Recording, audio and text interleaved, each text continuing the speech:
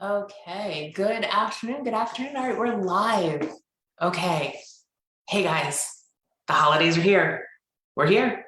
So I want to talk a little bit today about preparing mentally for the holidays to come. Okay. So one thing I think is really interesting. So Thanksgiving is upon us. The holidays are here. Advent starts on Sunday. And for those of you who celebrate Christmas, Advent is all about creating space, right? Both mentally and physically creating space for the coming of Christ. And so I thought it was really interesting because I was kind of thinking about that. And I was thinking about, okay, typically people think of giving things up for Lent, right? Which is before Easter.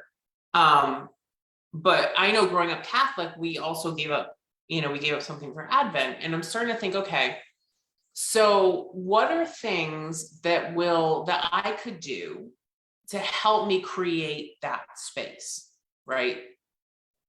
And so for me, and I know a lot of times like we give up things like chocolate, right? And actually it's funny because Jeff was like, ooh, bring chocolate. So, people are like, oh, I give up chocolate for Lent. All right, how many of you have done that, or for Advent? And I'm thinking, okay, so what are some things that are not really serving me and are not really serving a lot of you right now?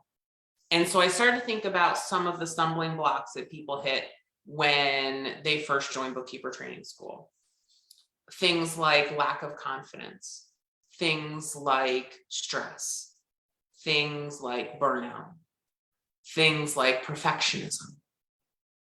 Right? Does that resonate with any of you guys? And if you're watching, let me know that you're here, because I love saying hello to you guys. What are you carrying with you at this season that is not serving you and your family?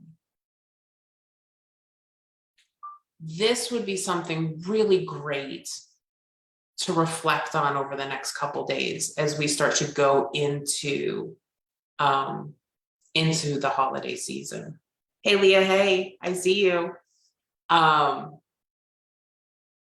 Because I think so often when we go through the holidays, and there's a lot of stress and there's a lot of pressure, but those are things I think a lot of times that we put on ourselves. I know somebody was asking in one of the groups I'm in, they're like, people have these expectations of what they want our family to do during the holidays and what the holidays are supposed to look like. And when I push back, people make me feel guilty. And it's like, okay, here's the thing. People don't make you feel guilty. You allow yourself to feel guilty. And I know, like, okay, so people say things, right? But that's people saying things. That's just talk. You're the one that says, hey, these things are making me feel guilty, because you're the one who has control over your feelings. And so, and I know it's hard. This is something I struggled with for a really long time. You get to make that decision. You get to decide, no, you know what? This is what I want to do for my family. This is what is important to me. And so this is what we're going to do. And I'm going to feel good about it. And I'm not going to let anybody feel guilty. I'm not going to make me feel guilty. I'm not going to allow people to tear me down. And I'm hoping that during this holiday, one of the most powerful things that you can do for you and your family is for you to decide how you want to feel during the holidays. And you make that choice.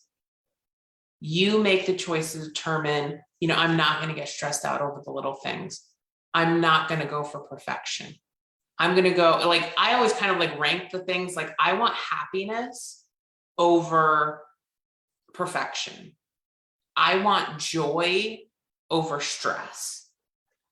And so I'm always going to think, like, if I have the choice between being present and enjoying, Eric and Jeff and wherever we may be during this holiday season, I am going to choose that over all the things that stress me out, that piss me off, that freak me out.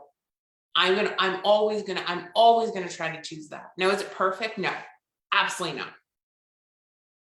Okay. I understand. Listen, I am a big ball of tangled stress most of the time. And I am slowly untangling that ball. But in order for me to do that, I really have to sit there and say, okay, what am I choosing here? And I can't look at the external pressures. What am I choosing? And for me, it is so critically important. Okay.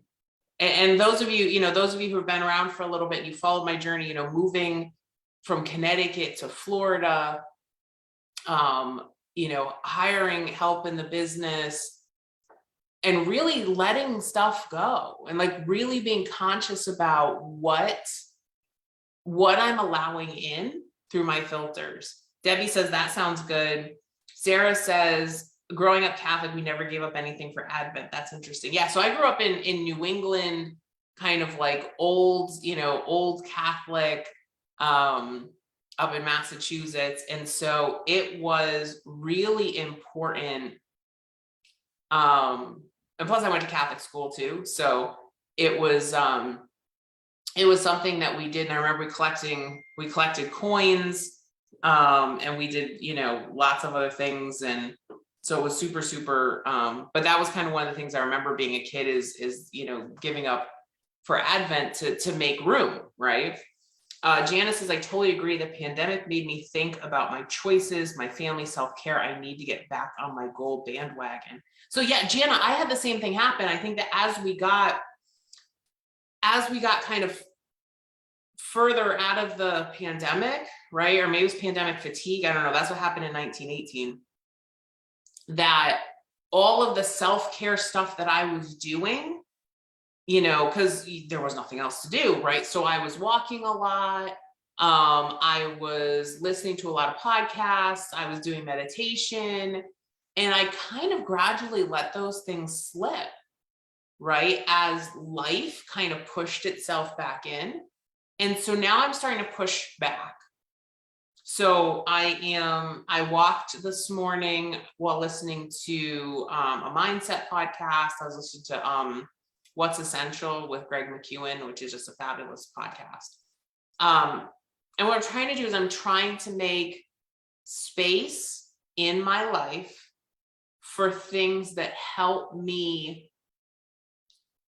regulate, that help me balance, that help me bring that joy back into my life. And so I'd love for you to think over the next couple days as we're preparing for the first Sunday in Advent,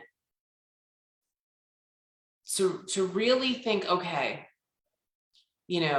what do I need to make space for, right? What do I need to clear out of my life to make space? And if you're a Christian, make space for Christ. If you're not, to make space for your own mental health, right? To make space for you. Because how many of us have just kind of like pushed ourselves to the side and said, I'll get to me later.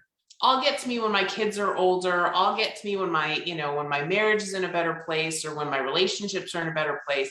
I'll get to me at some point. And then we wake up and say, okay, wait, now I don't even know how to get back to me because it's been such a long time since I've made anything about me. And listen, I am not asking you to be selfish. I'm not asking you to throw your family aside, but I am asking you to put on your own oxygen mask first. because it is critically important that you do that so that you can take care of everybody else. So listen, I hope that you have an amazing holiday this week. I hope that you take some time out to be grateful for what you have.